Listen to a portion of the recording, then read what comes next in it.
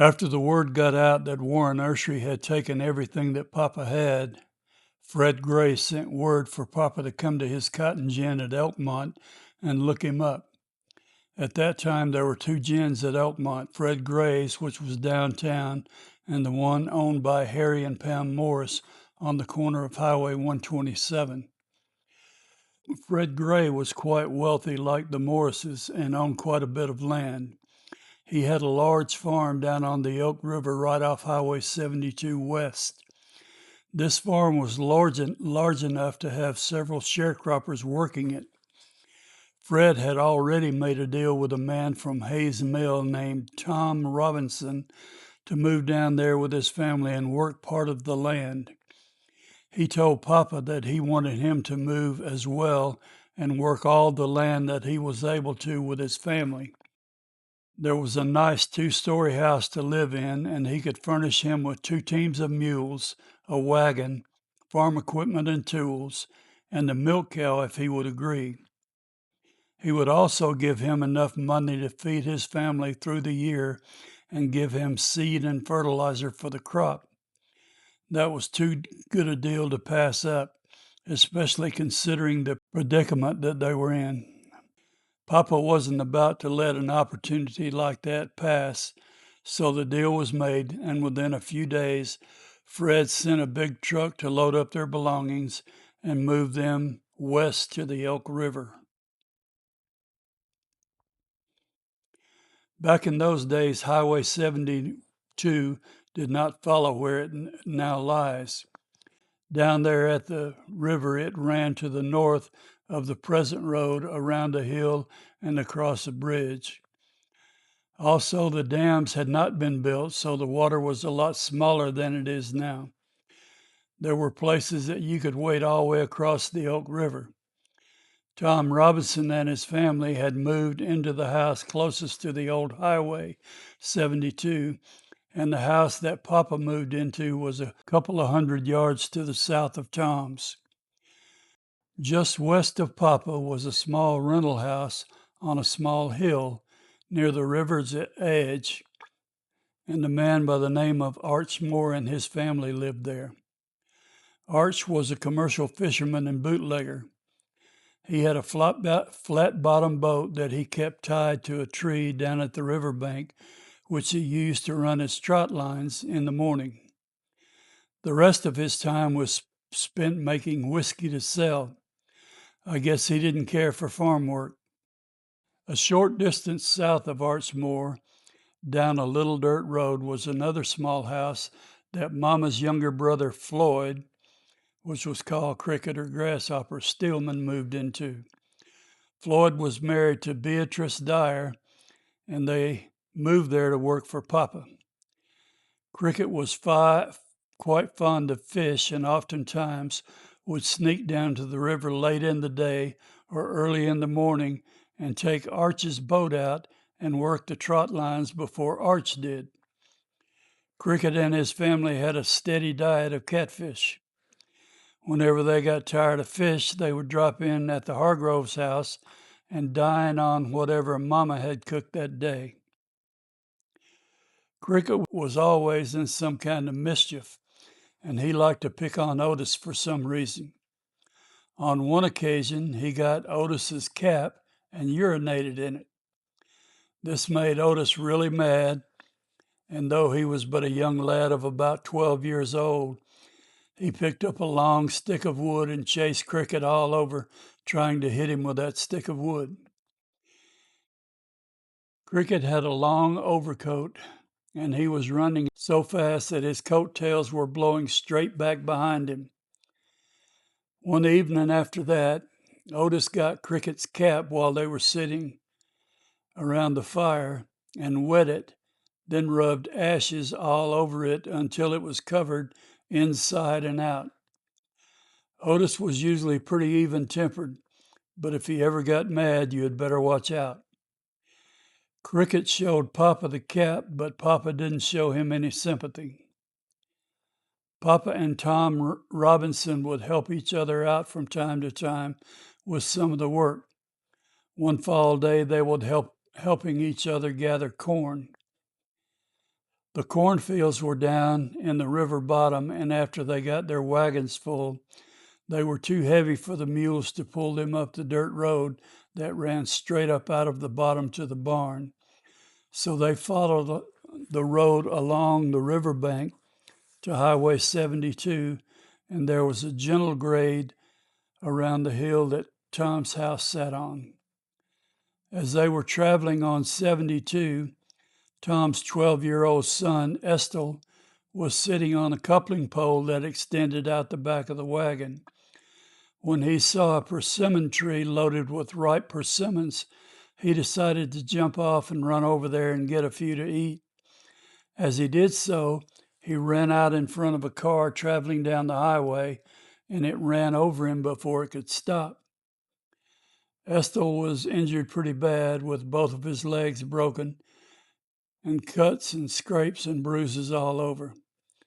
The man who was driving the car stopped as soon as he could and ran back to see about the boy. When he got back there, he took off his hat and just stood there looking down at the young boy with a horrified look on his face. Tom and Papa also ran back there to do what they could. Tom became outraged and told the man that he was going to kill him, then went after the man. Papa quickly jumped in between them and tried to talk to him. He told Tom that the man did not mean to hurt Estill and that it was just an accident that couldn't be helped. Tom would not listen to reason and still tried to get to the man, saying, "That's not your boy, Jim, lying there in a puddle of blood." When Papa saw that he couldn't reason with Tom, he grabbed him in a bear hug and asked the man who was driving the car to go somewhere to a phone and call for an ambulance. When the ambulance arrived, Papa told Tom that he would go with him to the hospital, so they rode in the ambulance with Estill. Before leaving, Papa told Hassie to drive one wagon and Otis to drive the other, and to unload the corn in the barns. When the ambulance arrived at Athens Hospital, the doctor said that the boy's condition was too severe to be taken care of there and sent them on to Decatur. It was a warm, sunny day when this happened, and Papa was not wearing a coat. Tom and Papa spent the night in the hospital at Decatur, and the doctors took care of Estill's injuries and helped him to get stabilized and rest for part of that night. The next morning, Papa could see that Estill was going to be okay, so he told Tom that he was going to return home. When he came out of the hospital, he found that the temperature had dropped drastically that night, and it was freezing cold that morning. Papa walked to the bus station and rode the bus back to Athens. That bus was going to continue up north, so Papa had to wait for another one going west toward Florence. Since it was going to be a while before that bus departed, he walked uptown to Gray and Holt and bought himself a lined jumper or coat to keep him from being cold. Whenever Mama and the girls would wash clothes, they would first scrub them in warm, soapy water on a rub board until all the stains were washed out, and then they would put them into the big black pot with more soapy water with a fire burning underneath it, and they would be boiled. Mama had started doing this when Papa's sisters lived with them who had tuberculosis. After being boiled, they would be taken out with a stick and put into a tub of cold water for rinsing. They were rinsed and wrung out in 3 different tubs of cold water to make sure that all the soap was removed. Then they were hung on the clothesline to dry. After all the clothes were boiled, the last thing that Mama would do was to wash and boil the chamber pot to get rid of any odors that may have been present. On one occasion, the chamber pot was sitting on the porch cooling off, and it had a little bit of clean water in the bottom. Odell got the pot and turned it upside down over Hassie's head, and the water ran down his back. He wasn't aware that the pot had just been washed and boiled, and thought that it was urine that was in it. He immediately jumped up as Odell was running away and threw that pot at her as hard as he could, but missed her. She was laughing as she ran away, and he ran after her. She ran into the house and jumped onto her bed with her feet up in the air to kick him when he approached her. That didn't stop him. He waded in on her, turned her over, and spanked her bottom until his hand hurt. Hassie was a good boy, but you would pay the price if you crossed him. Papa made a good crop that year, but the price of cotton was still at rock bottom. So when the crops were gathered, he began to look for ways to make more money through the winter. It was too far to try to transport billets all the way back to Elkmont, so Papa scouted around and found that there was a place at Rogersville that bought chestnut wood to extract dye from it. It just so happened that this farm was covered with chestnut trees, and they didn't have to cut them into small sticks like you do for billets. They would buy them cut into 4-foot lengths, about as big around as a stick of firewood. As soon as he heard this news, they were in business. Immediately they went to the woods and began to cut down chestnut trees and to cut them into 4-foot lengths, split the big wood, and load up the wagon. The round trip to Rogersville and back from the Gray farm was pretty slow, but pretty soon Papa had enough money to buy a big flatbed truck that made the trips in a fraction of the time. Now, with most of the family working together, they could cut several loads a day. Since Grandma Hargrove had died, Grandpa moved in with them and worked with the family. Grandpa's health was not very good, but he did all that he was able to. After Papa and Mama had been there for a year, Uncle Ollie and Aunt Tinny moved down there to the farm some of the land. There was a road that turned south off Highway 72 and ran straight toward the Tennessee River just a couple of 100 feet east of Papa and Mama's house, and there was a house about a quarter of a mile behind them that Ollie and Tinny moved into. Ollie had made a deal for his own team and equipment, and he farmed a portion of the land there. During the winter after the second year that they lived and farmed there, Uncle Lige, Mama's older brother, and his family moved into the house with Papa and Mama, and he was also going to work part of the land. Tom Robinson had grown up in Hayes Mill all of his life, and he never did like it down there. So at the end of the second year, he found a farm to rent back at Hayes Mill and moved back there. When he did, Papa liked his house better than the one they were living in, so he moved into the house that Tom Robinson moved out of and let Uncle Lige and his family stay in the house that he had first lived in. Arch Moore decided that if he was going to be able to make money as a fisherman, he was going to have to get away from cricket. So he moved to another location on the river. Uncle Lige hired Roy Putman to come down there and work with him. So he had Roy and his wife Annabelle move into the house down by the river that Arch Moore had vacated. Bithie Turner was acquainted with Roy and Annie Bell, so she asked if she could move in with them and work on the farm. They were agreeable, so she moved down there when they did and resumed her relationship with Hassie. Roy had his own team, so they could work a good bit of land together. However, Uncle Lige was hard to get along with. One Sunday morning, Lige hitched up Roy's team to his wagon and was going to church. When Roy saw that Lige had his team hitched, he went out there and told him to use his own team, for he wanted his team to rest on Sunday. He and Lige got into a big argument about it, so Roy went and found another place to live and work and left there after just a few weeks.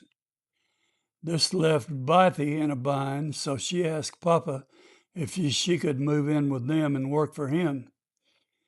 He and Mama agreed to it, and she moved in and began to work for Papa. Bithie was a little bit older than Hassie, and before long she began to tell him what to do. It didn't take long for Papa to get enough of that. There wasn't room for but one boss in the Hargrove house, and that was him, and he wasn't going to tolerate anyone usurping his authority. In the spring of 1932, Papa informed Bithie that she was going to have to leave and told Hassie to take her back to her relatives at Hayes Mill in the wagon.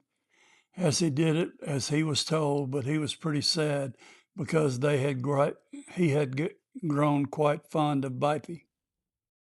Grandpa Hargrove's health continued to decline during that time that he lived there. During the winter of 1931-32, his feet swelled so bad that he couldn't wear his work boots.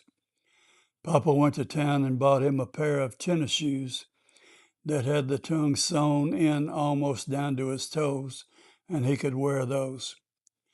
Finally, in the spring, he told Papa that he was no longer able to work, and he wanted to go back to Florence's in Huntsville for her to take care of him. Papa had Hassie drive him in the wagon down to Highway 72 near the house, where they waited until the bus came and he rode to Huntsville. Grandpa and son had gotten to be big buddies since he had been living there with them, and son had just turned 2 years old. As Grandpa was riding away in the wagon, son stood at the front door of the house and waved to him. Grandpa turned around in the wagon seat and waved back as long as he could see him. There was a black woman in the community by the name of Aunt Mary Pettis, who was a midwife. When Mama went into labor, Papa sent for her to deliver the baby. Lorene was born on the 10th of May of 1932, and Aunt Mary came back for the next 3 days to bathe Reen and to dress her each day.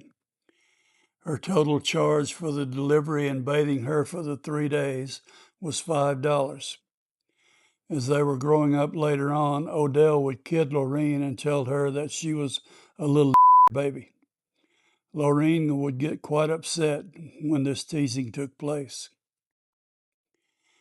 Grandpa continued to get worse, and Aunt Florence sent word that she needed someone to come and stay with her so that they could help to get him up when it was needful and back into bed.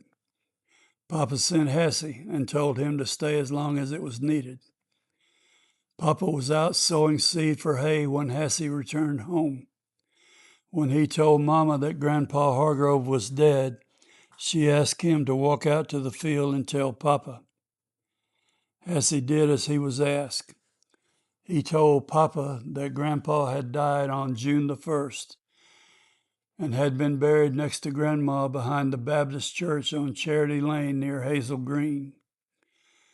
Papa just stared at the ground for a few minutes and then said, "Poor thing, I guess he's better off." Then he continued to sow seed and thanked Hassie and told him to go home and eat. Hassie stayed there and worked with Papa for the remainder of that year. Then, one day, Papa bought a little white roadster and brought it home. A roadster is a 2-seater car that doesn't have a top at all. This one was kind of unique. Instead of having a trunk, it had a small wooden truck bed behind the seat. Occasionally, the family would load up in the bed of the roadster, and Papa and Mama and a baby would get in the front and go for a ride or go to visit friends or relatives. Odell had a young fella calling on her by the name of Lawrence Rabid Lovell. After a while, he asked her to marry him, and she told him not to come back. Later on, another young man by the name of Leonard Smith began to come by and call on her. Papa decided that he would let some of the children go to school again.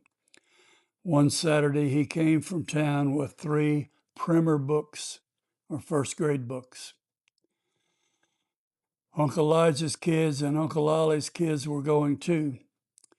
Papa chose Estelle, Lucille, and Velma to go this time, but he would not let them ride the bus to Clements. Instead, he made them walk about 1.5 miles to a little 2-room elementary school called Oliver. When he gave the books out on Saturday, Estelle immediately began to try to read it, and with a little help, she was able to read it all the way through. By Monday morning, she had read it through several times. When they got to school on Monday, the teacher, Miss Bess, asked each of them what grade they were in. Each of them replied that they were in the first grade, including Lige and Ollie's kids. One of the boys in the room spoke up and said, "Miss Bess, your primer class is going to be so big, it will stretch all the way out the door." She looked at Estelle and asked if she could read that book, and she replied that she could. Miss Bess told her to go to the second grade and tell her daddy that she needed a second grade book. When Estelle told Papa what she said, he said, "I can't buy a new book every week," and he didn't buy one. Estelle had to borrow books from some of the other kids in the class to do her work, and she had to do it all at school. In a few weeks, she was passed to the third grade, and a few weeks after that, she was put into the math class with the fourth graders. It wasn't long before Estelle told Papa that she was about to be promoted to a higher grade, and he said if it wasn't any harder than that, it wasn't worth much anyway, so he took the kids out of school. In the spring of 1933, Hassie hired out to work for his Uncle John Stillman and to live in the house with him. John lived somewhere in the vicinity of Elkmont, which put him in pretty close proximity to Bithie. Once again, their relationship resumed, and they courted all that year while Hassie worked on the farm for Uncle John. And on December 24th, 1933, they were married. Hassie was 20 years old and Bithie was 31. Once they were married, they needed a house of their own, and Papa had a small house beside Uncle Ollie, so Hassie and Bithie moved back down there to the river and they worked for Papa again. Not too far north of the Gray farm was a swinging bridge that someone had built so people could cross the Elk River without getting wet. It was constructed of 3 steel cables that were in a V shape with ropes zigzagging between the bottom cable and each of the sides. The cables ran past the framework that supported them on each side of the river down to a footing where they were anchored. One Sunday, Papa took the whole family down to it and walked across it with each of them.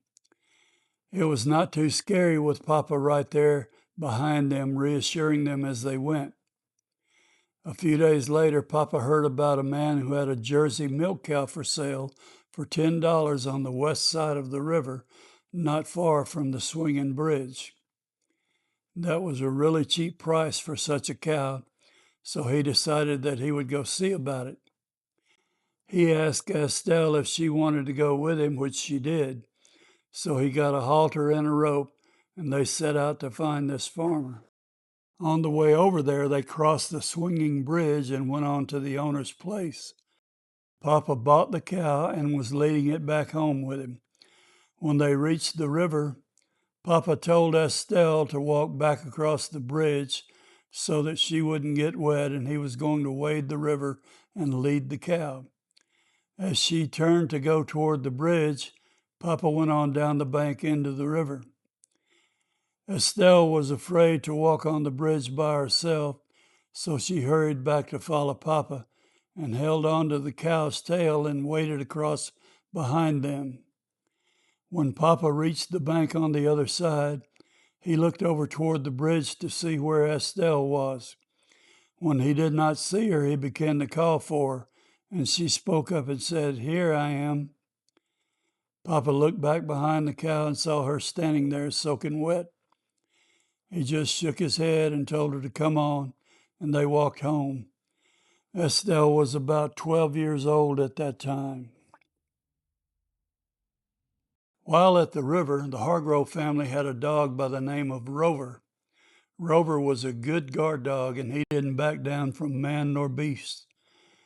One night, another dog that had rabies came up into the yard. Rather than fight him, Rover ran under the house and went far up under the floor. The mad dog followed him, and there was a fight that took place. A few days later, one of Uncle Elijah's boys was playing out in the yard, and he went over close to Rover and barked like a dog at him. Rover immediately attacked him and bit him on the jaw. Then he ran out of the yard and bit a hog on his way as he was going through the gate.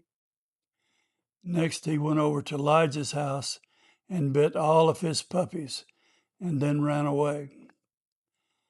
Lige took his son to the hospital and told them what happened, and they gave him a series of shots for 14 days in a row. This really worried Lige, and he thought that the Lord had done this to punish him for being bad. He resolved that he would never drink liquor again, and he was going to straighten up. As soon as the folks in the neighborhood heard about that, a group of men got their guns and began to hunt for Rover. On the second day of the hunt, they found him and killed him. Elijah's boy never had any complications from the bite. Everything was going well with the Hargrove family until the winter of 1934, when someone told Papa that Fred Gray had gotten into a big poker game and had lost the farm where they lived. This upset Papa, so he went to see Fred Gray and asked him about it.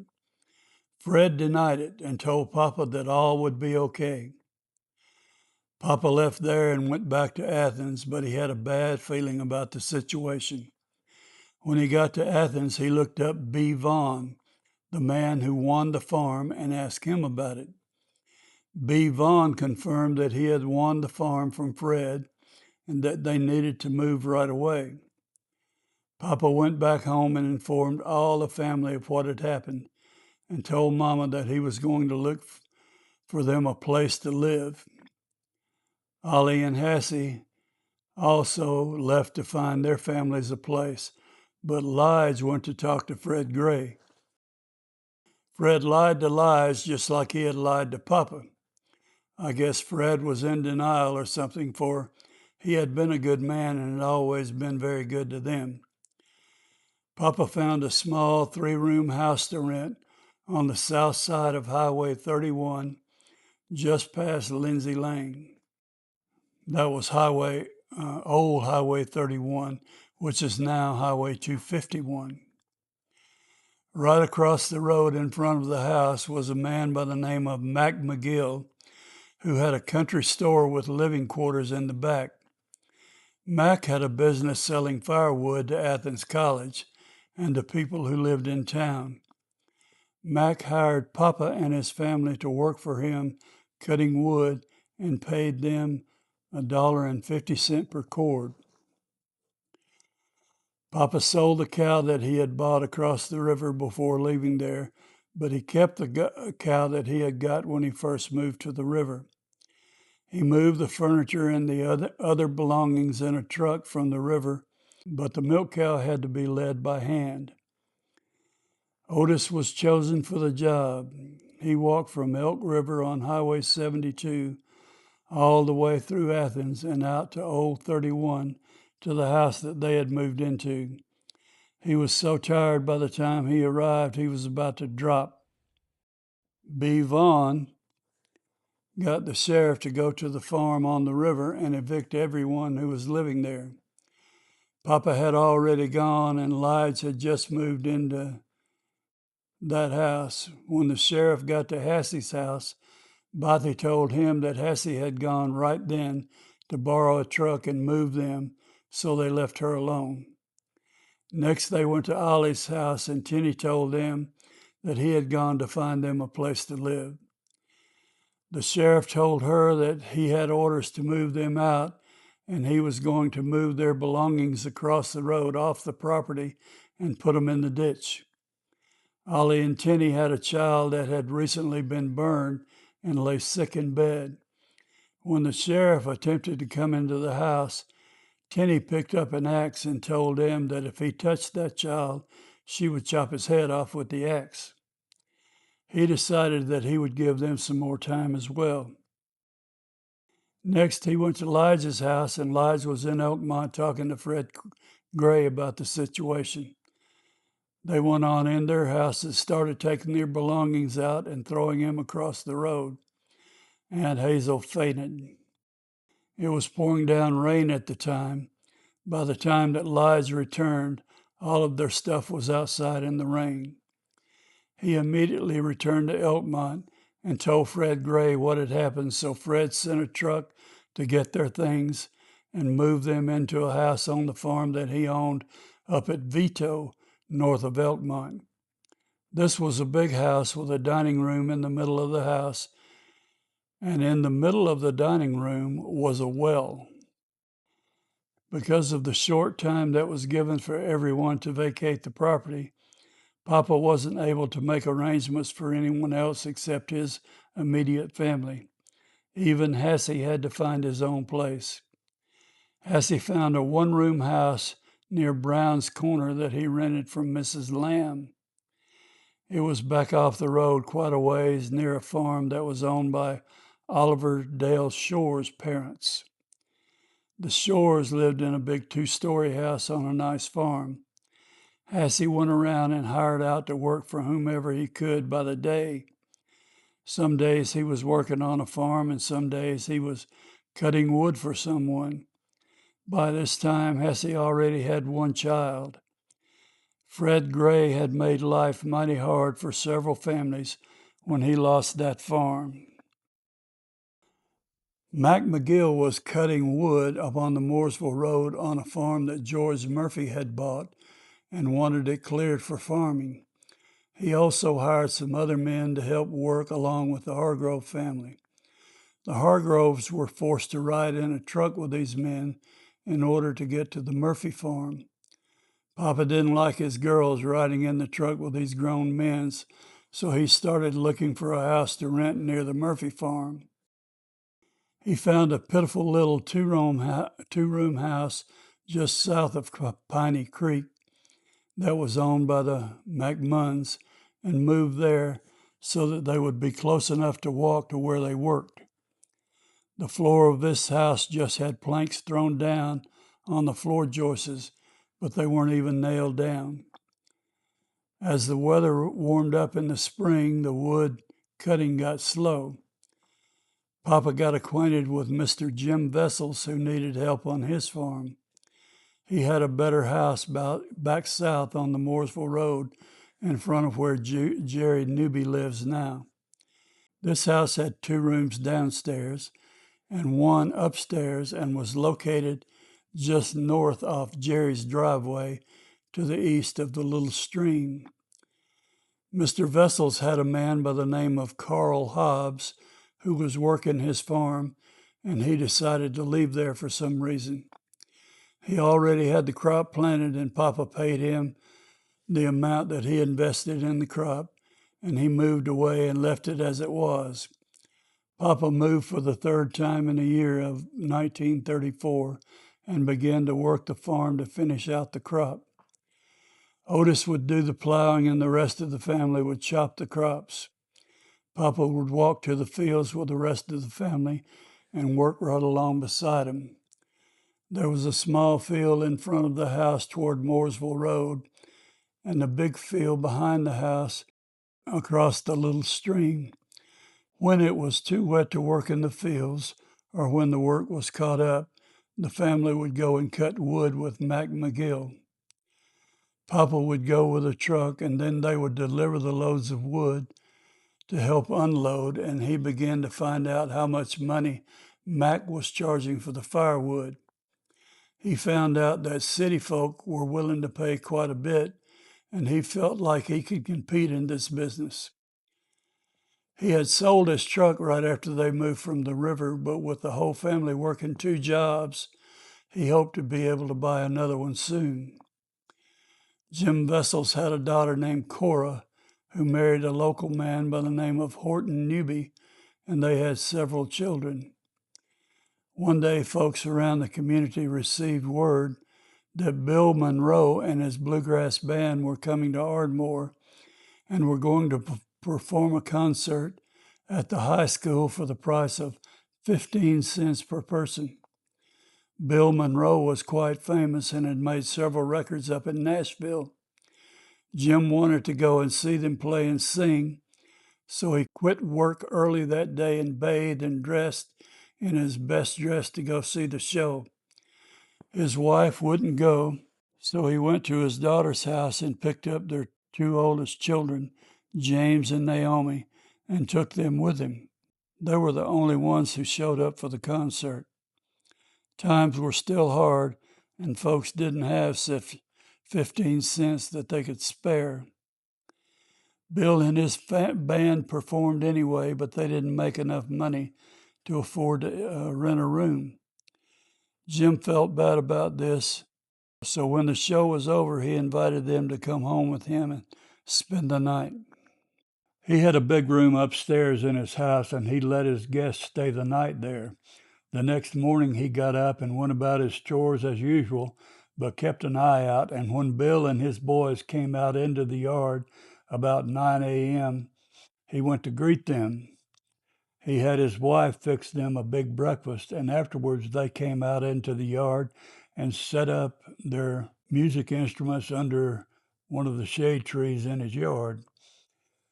Jim came out into the fields and told Papa that they were going to play for them and asked him to bring his family up there to listen.